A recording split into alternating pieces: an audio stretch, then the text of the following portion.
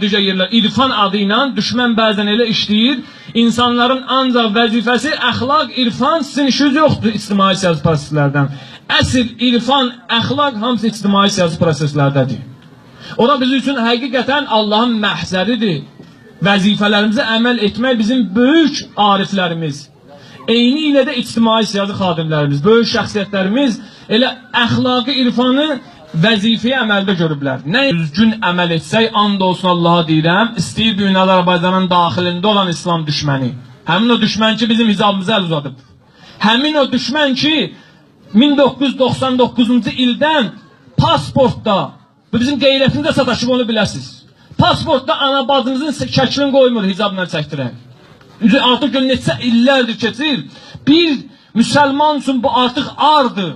And olsun Allah'a ardı. Küçədə gedərsən öz ananla, bacınla kimsə desə başınasın, necə narahat olarsan?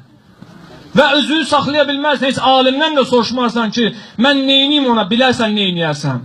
Bunu bilin, bunlar artıq 1999-dan pasportda hicablı qadınların şəkil çəkdirməni icazə vermirlər. Özə konstitusiyada da bu yoxdur. Düşməninizi tanıyın. Bəli, biz deyirik, indi sən bunu xarici kəşfiyyatın əli ilə eləyirsən Azərbaycanda, hər ikimizin əlini tutacaq. Sən bizim namusumuza, qeyrətimizə sataşa bilmərsən. Sataşacaqsan, görəcəksən nələr olur. Allahu Ekber! Allahu Ekber! Allahu Ekber! Yəni bu qədər problem qala-qala, bu qədər narahatlıq ola-ola mən düşünə bilmirəm. Niyə axı dindarlar başlarını qatırlar bəzi məsələlərə? Sənin ciddi problemin var. Hələ dediklərim çox sadədir ya. O qədər ciddi fəsadlar var Azərbaycanda.